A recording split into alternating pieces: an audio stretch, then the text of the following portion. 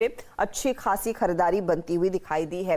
तो ये फिलहाल वो काउंटर्स जहां पर हम देख रहे हैं एक्शन और ट्रेंड दरअसल थोड़ा बहुत खरीदारी का आज के सत्र में दरअसल बनता हुआ दिखाई दिया है। लेकिन बाजार के लिए एक और फियर फैक्टर है, वो है रुपया, जहां पर आज फिर कमजोरी देखने को मिली है। $1 का भाव देखिए 75-72 हो चुका है, 75-72 टू अ डॉलर। और क्या और कमजोरी देखने को मिलेगी, डर यही है।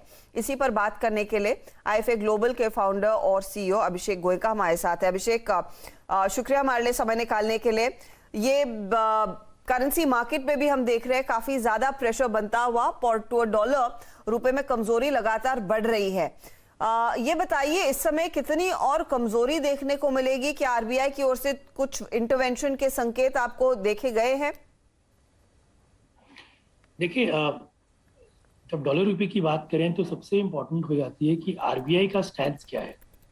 अब आरबीआई की स्टैंड हम लास्ट 4-5 सालों से देख रहे हैं कि वो रुपया को थोड़ा थोड़ा मंदा करना चाहता है और मार्केट में वोलेटिलिटी को आने देना नहीं चाहता है।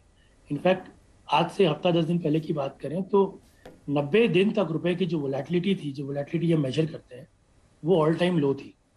बट जो कि अभी रिसेंट में ऑयल प्राइसेस 100 के ऊपर चला गया है। साथ साथ में हमारी एलआईसी की जो आईपीओ है वो डिफर हो गई है, हमारी जीडीपी फोरकास्ट थोड़ी कम आई है, और साथ साथ ये जो ओवरऑल रिस्क एवर्जन का ट्रेड चल रहा है दुनिया भर में, उसका इम्पैक्ट डॉलर पे आया है अगेंस्ट रुपया। बट हैविंग सेड दैट, रुपये में ज़्यादा मंदी नहीं आई। अगर हम देखें तो 73, 76, 76, 73, 77 का जो रेंज है, ये काफ़ी समय से चल रहा है। तो हमारी ये सोचना है कि भाई आरबीआई का जो स्टैंड रहेगा, वो करीब करीब $630 बिलियन रिजर्व्स पे बैठा है, 40-50 बिलियन डॉलर फॉरवर्ड मार्केट के रिजर्व्स में बैठा है। तो वो अगर डॉलर बेचता है ऊपर के लेवल्स पे तो उसे काफ़ी रकम से फ़ायदा है। नंबर 1, उनकी जो लिक्विडिटी है मार्केट में वो कम हो जाती है बिना इंटरेस्ट रेट्स पे कोई दबाव आए बिना। सेकेंड, वो जब डॉलर बाय डॉलर सेल वाला रुख मेंटेन करता है तो वो फॉरेन एक्सचेंज गेन्स बुक करता है जो गवर्नमेंट को डिविडेंड दे सकता है। तो हमारी ये सोच है कि आरबीआई कंसिस्टेंटली मार्केट में इंटरवीन करेगा। लास्ट 2 दिनों में भी इंटरवेंशन था, आज मॉर्निंग में भी इंटरवेंशन था मार्केट में, जिसके कारण झटके से रुपया 20-25 पैसे डाउन भी हुआ था। और एक और इम्पॉर्टेंट चीज़ कहना चाहूँगा कि यूएस डॉलर और चाइनीज़ करेंसी का जो रेट है वो 6.3 के आसपास स्ट्रॉन्ग मेंटेन हुआ है, मतलब चाइनीज करेंसी मेंटेन हुई है। और इंडियन करेंसी और जो चाइनीज करेंसी की रेट है वो 12 तक जा चुकी है। अब जो कि हम सब जानते हैं कि इन्फ्लेशन तो कोई चाहता नहीं, और इंडिया में अगर CNY वर्सेस INR का रेट 12 के ऊपर जाता है जी, तो हमारे कोर इन्फ्लेशन, हेडलाइन इन्फ्लेशन पे इम्पैक्ट पड़ेगा, जो हम नहीं चाहते। तो डेफिनेटली आरबीआई वो 12 का लेवल प्रोटेक्ट करने की कोशिश करेगा, और थोड़ी थोड़ी वीकनेस हो चलेगा, बट कंटिन्यूस मेजर वीकनेस हम नहीं एक्सपेक्ट। तो जो हम कहते हैं एक लक्ष्मण रेखा साध के चले, वो लक्ष्मण रेखा आपके लिहाज से क्या रहेगी आरबीआई के लिए? अगर जो आप कह रहे थोड़ी बहुत वीकनेस चलती है लेकिन उससे ज्यादा नहीं, वो 78 का लेवल है या फिर उससे पहले? देखिए, ऐसा है कि जो प्रीवियस हाई है अप्रोक्सीमेटली 77 के आसपास, वो लेवल सब देखेंगे।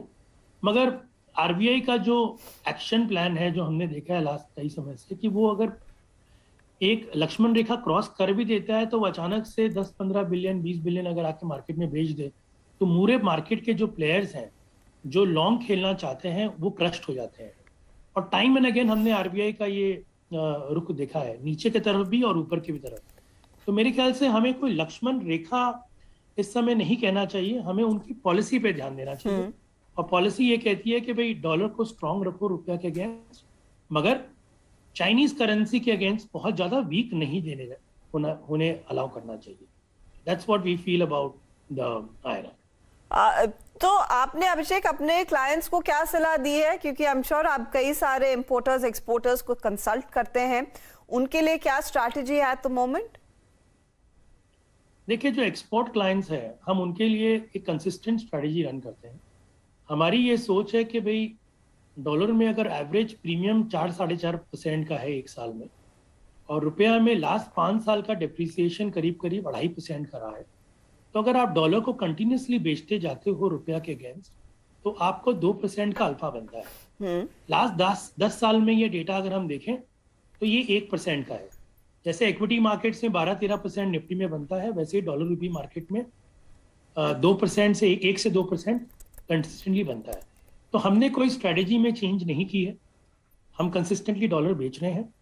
इंपोर्टर्स को कह रहे हैं कि भाई कोई बड़ी डिप आए तो खरीदो नीचे के लेवल्स पे, बट हमने इस करंट इंटरनेशनल कंफ्यूजन के कारण हमारी स्ट्रेटजी नहीं चेंज की है। हैविंग सेड दैट, हमने अपने एक्सपोजर्स को एक लेवल के ऊपर नहीं बढ़ाया है, तो हमारी पॉलिसी फिट, हमने उस लेवल से ऊपर एक्सपोजर्स नहीं बढ़ाया ये लेवल्स पे। अभिषेक, बहुत बहुत शुक्रिया हमारे लिए समय निकालने के लिए और बहुत ही सिंपल तरीके से समझाने के लिए कि क्या रैमिफिकेशंस हो सकते हैं करंटली जो रुपए में भी कमजोरी देखने को मिल रही है। तो डॉलर के सामने भले ही रुपया अगर कमजोर हो वो चलेगा, आरबीआई